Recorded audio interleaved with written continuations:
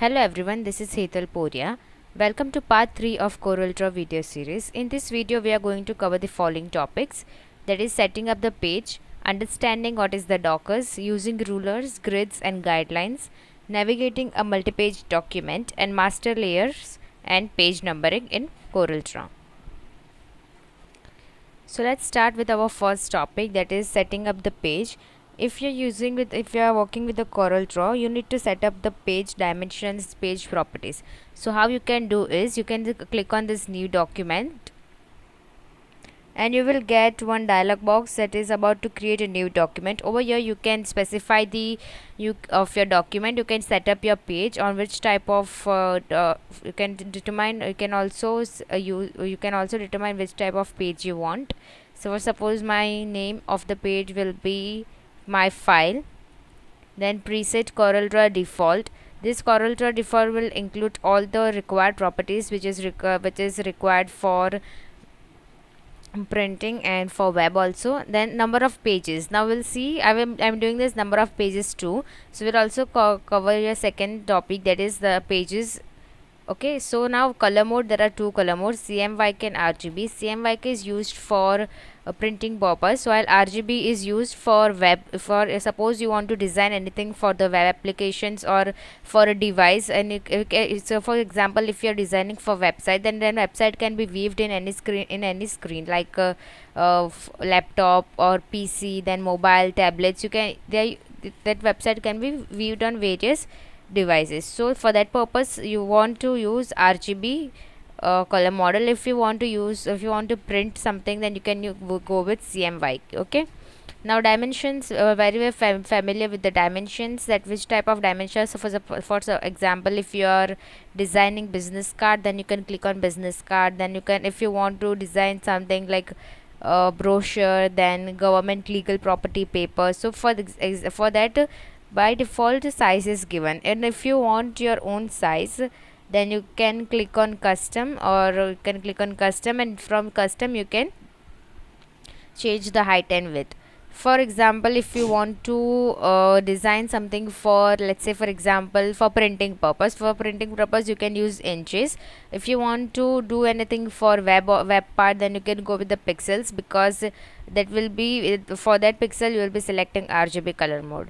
So for now I will be taking A4 size paper. Then orientation yellow, what is orientation, landscape or horizontal or vertical. Then resolution, for resolution, if you want something for printing purpose, then you can go with 300 dpi to 200. If you want for let's say I'm taking RGB mode, so for that I will change my resolution to 76 or 96. It is better suitable for your web purpose. Okay, so I will click on OK. So we are done with the setting up with your page. Now you can see this is your page available. Now while setting up with our page, I clicked on two pages, like okay, so I'm getting your two pages, that is page 1 and page 2. So this is why this pages are available in this CorelDRAW. Because if you are designing something for a company, and say for example, if you are with the starting of the business, you are the designer of that company, so you need to have each and every details of the design that you have made. Each and every page that you are going to design should be linked to each other. Okay, so for that purpose you have to there is a need to work on a different pages. So rather than creating a different project, it's more beneficial that you take that you used different pages. You can also rename these pages by right clicking on it, then you can say click on rename this page. So for example, this is my business card, so this is my card, normal card, visiting card, let's say for example. So I will write your visiting card. So for example, when I'm on page 2, so for example, let's say for example I'm having 100 of pages and I want to do some changes in visiting card. So how would I know that which page is visiting card? So it is beneficial that you rename this your page, so it is easy for you to find. Or if there are less page, like 4 to 5 pages, then you can easily identify which page is containing which information or content. Okay, but when you have more pages, then you should go with renaming of the page. Okay, there are various options to insert the page. Let's say for example, there is a plus button over here, so while clicking on this you can also insert your page Then you can go to layout and you can click from your insert page, and this page also show one dialog box. Okay, so this page will have the same details of same page size which you have given while you were creating this document. Okay, so number of pages, how many pages you want to install, you want to add, then place before or after the current page. If you then existing page is 3. Okay, then height and width you can say, and you can also change the orientation. So likewise I will also inserted page 4. Also you can insert from here if you want one page after page 3. Then what you will do, right click on page 3, then you can say insert after the page, then the page will be inserted after the page 3. And if you want before this, then you can say insert page before. So this is how you can add or remove. Also you want to remove the page, then right click, then delete this page, you can do this. Okay,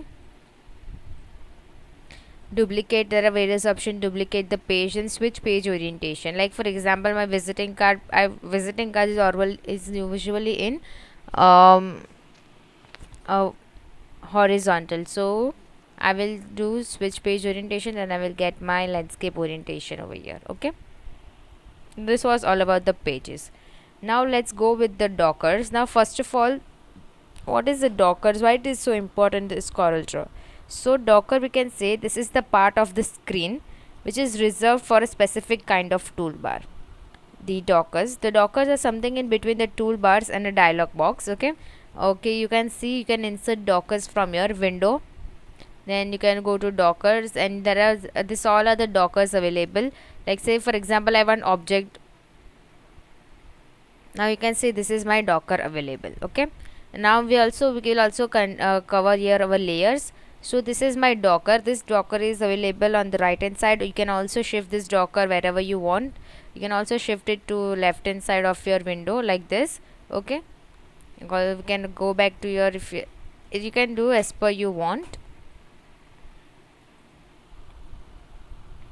So they offer a lot of functionality for a specific task. It usually, you can see in simple language, like it gives you the properties of the tool that you are currently using it. Okay, there is a lot of overlap between the functions offered through dockers and the active property bars. You can also collapse this. Okay, now you can see when you are collapsing this, there is a plus sign. If this is only one docker available right now, but what if I want another docker? Like I want to add another docker, so I want a docker for symbols. Okay, so you can see the symbol docker is already. So this is very fast and effective means to access the various properties of the objects. So it is available directly over here, so you do not have to go for and search for the dockers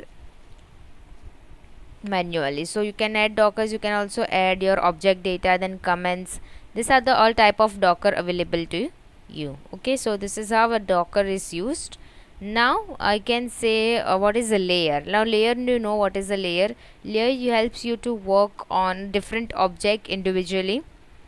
So for, let's say for example, I have my text over here. As you can see, as I have my text over here, that is my text, and this text is added in my visiting card. Why visiting card layer? Because see, I'm right now active on this visiting card page, so this text will be added in visiting card layer. See over here, this is layer, and as soon as you click on this, you can get artistic text area. Okay, so this is my text, this is my layer on this, on visiting card. Okay, so this is how you can add your layer to your. Now suppose I will go to page 2, and now on page 2 I'm on want to, I'm layer 1, and I will again add one symbol over here.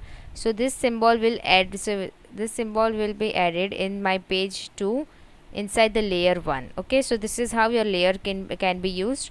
You can also add layer from here. For example, in page 2 I want different layer, and now I want, in this layer I want to add my text. Okay, so this is my text 2. You can double click on this text. Now you can see this layer 2 will have text 2, a text layer 2 will have text, and layer 1 will have rectangle. Now you can work on both of this object individually, it won't affect each other. Okay, now when I will be moving this layer, this text layer won't be moved. Now let's say for example my this text is layer 2, this text is on layer 2. You can also drag and drop your layer.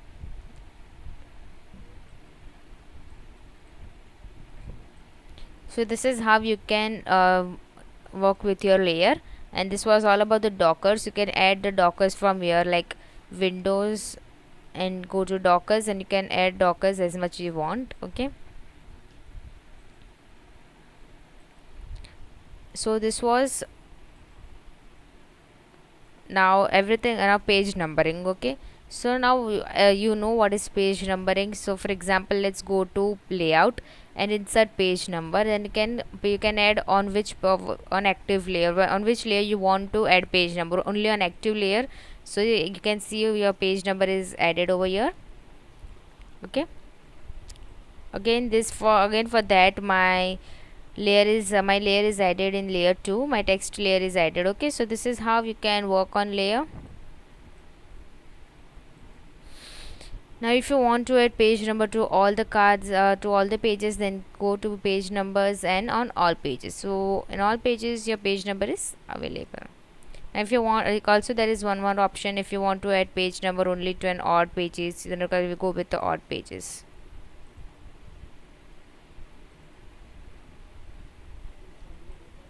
Okay, so this is how you can add your page numbers, work with the dockers, add multiple pages.